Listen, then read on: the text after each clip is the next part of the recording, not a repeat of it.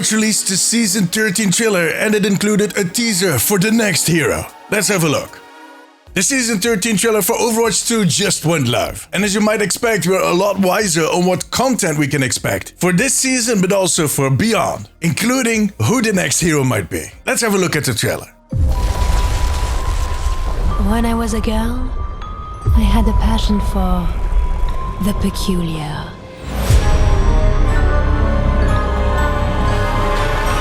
As my magical studies deepened, my powers grew stronger, and the results became curious.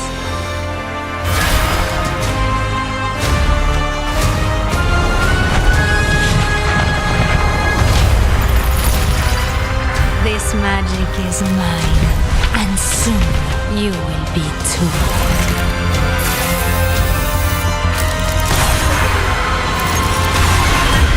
The witching hour has begun.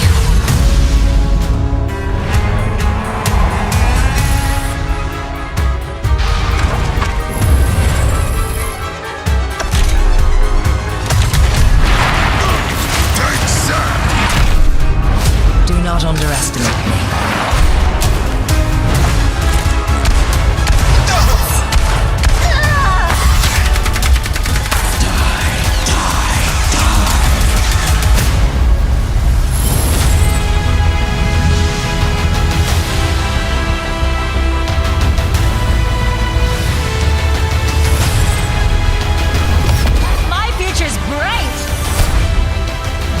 Mercy on call.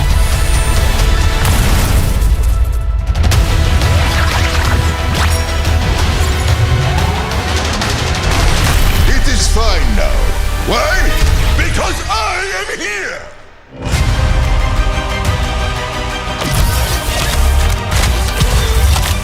I always have the upper hand. Alright, game face on.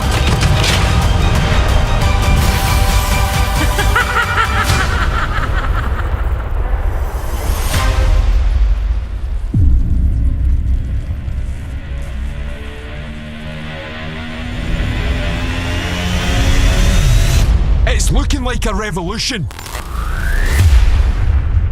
That was a lot. Let's run down all of it, step by step. First off, it seems that all bets are off when it comes to spreading those mythic skins over the different roles. Because it's another DPS that is getting the mythic skin this season. Widowmaker. She is getting the Spellbinder mythic skin, which turns her into a wizard student. Now, as you unlock the different levels of that skin, she will grow more powerful, more potent, which will be noticeable in how elaborate her costume gets and all of the effects that are on the skin. It seems that all of the customizations are in line with what we saw for the Reaper skin. So as you unlock levels, the skin will get more impressive, but also unlock different options like colors and hats. Now, I'm not the target audience because I can't play Widow to save my own life, but this is not my favorite mythic skin. I think I'm going to be holding on to my prisms, and I might need them, but more about that in a second. The next thing we got to see is the new Halloween event, the 2004 Halloween Terror. Now this time around, we're not getting a PvE event, but actually a PvP mode.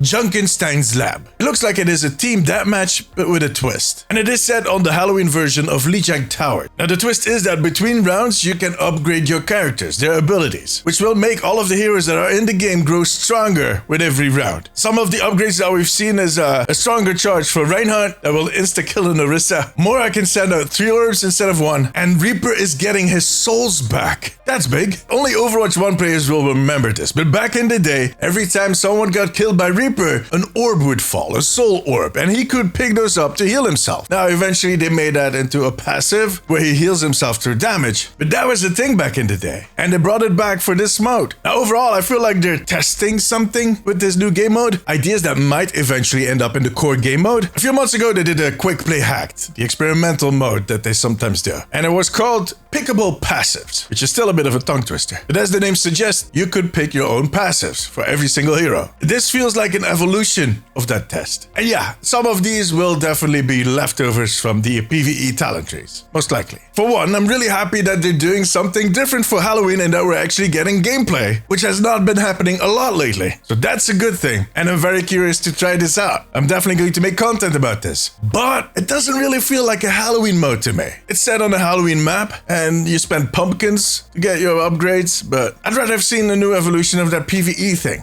But that might just be me. So let's just give it a try first. Next up, map updates. Aaron Keller, the game director for Overwatch, had talked about this quite a while ago, back in March. Season 13 is the season where they focus on improving some of the existing maps. 4 maps in total: Circuit Royale, Dorado, Havana, and Numbani. From what I can tell, we see a lot of extra staircases, going to spots where we usually can't get that easy. And in Numbani, they seem to have moved the whole airport. What? This is going to be interesting to discover. You can definitely expect a video about that. The drawback of all of this is that there's not going to be a new map this season. What we are getting, however, are new Mythic cosmetics. Yeah, another one. Although, I wouldn't really call it new. They're called Mythic Aspects. The first one is called the Gilded Aspect, which is, in essence, for as far as I can tell, a black and gold recolor of the Mythic skins. And that includes the new one for Widowmaker. These will most likely be in the Mythic shop, so we'll have to unlock them with Mythic Prisms. I have a lot to say about this.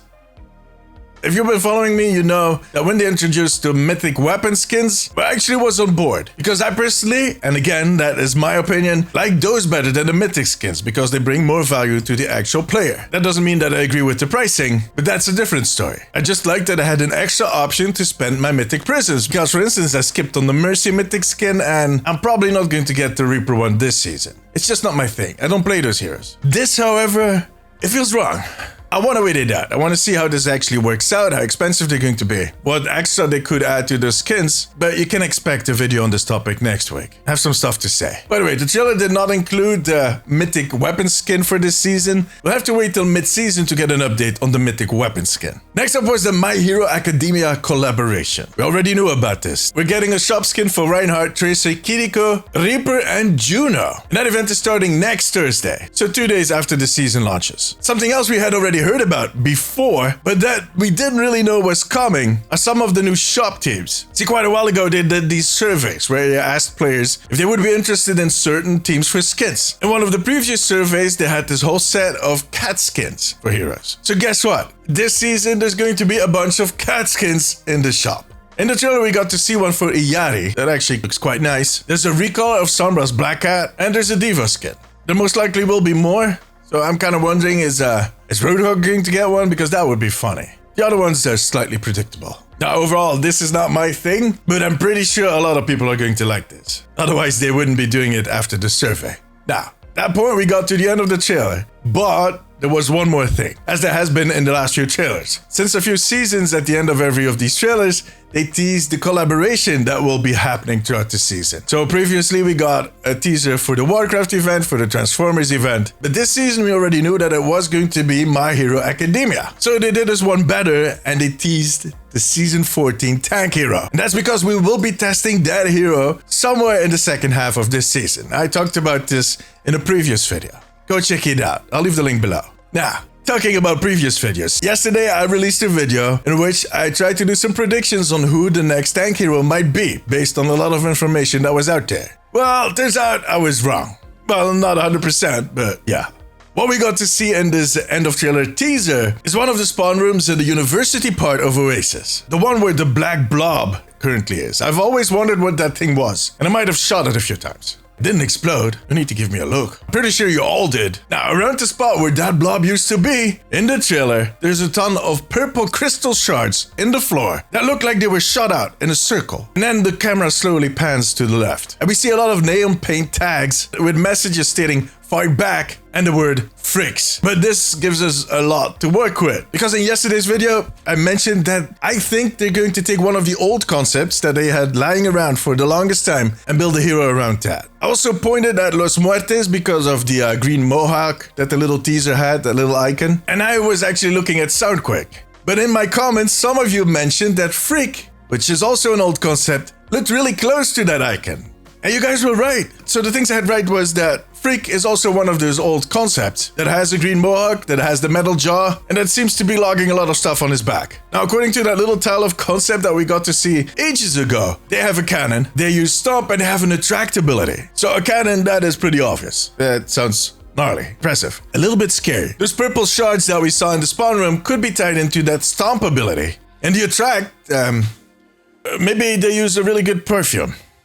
I don't know. Now, those neon colors on the tags suggest that they are part of Los Muertes, which is considered to be a criminal organization, but they consider themselves to be revolutionaries. And those revolutionaries do not only have a bone to pick with Lumerico, but also with the Vishkar Corporation, who is the owner of Oasis. So that makes sense that they pop up right there and leave all these kind of rebellious tags on the wall. So, for now, I think it is safe to assume that the next tank hero for Overwatch is going to be Phreak, who is a part of Los Muertes, which will give us some nice interactions with Sombra, because she is a former Los Muertes member. Now, I'm thinking that in Season 13, the spawn room on Oasis might look like what we saw in the teaser. Makes a lot of sense. And hopefully, throughout the season, we'll get more close. I, for one, am definitely going to pick Sombra when I'm in that spawn room. I want to hear what she has to say. We'll learn more about this hero as that test event will approach, which again, I think is going to happen in the second half of the season. Let's say, first or second week of December. Now, apart from being very excited about this teaser and the fact that Blizzard is teasing heroes again, the rest of the trailer didn't really get me excited. I might be getting old. But to be fair, we did not get a look at any of the other cosmetics that are going to be in the season. And Blizzard always keeps a few aces up their sleeve that they don't put in the trailer. So let's wait and see what they surface next week. For now, however, that was it. If you enjoyed this video, give it a thumbs up. It always helps me out. I also want to thank my patrons. I could not make these videos without you guys. You have my eternal gratitude. If you have a few minutes left, maybe check out this video. Click it. But above all, take care of yourself, take care of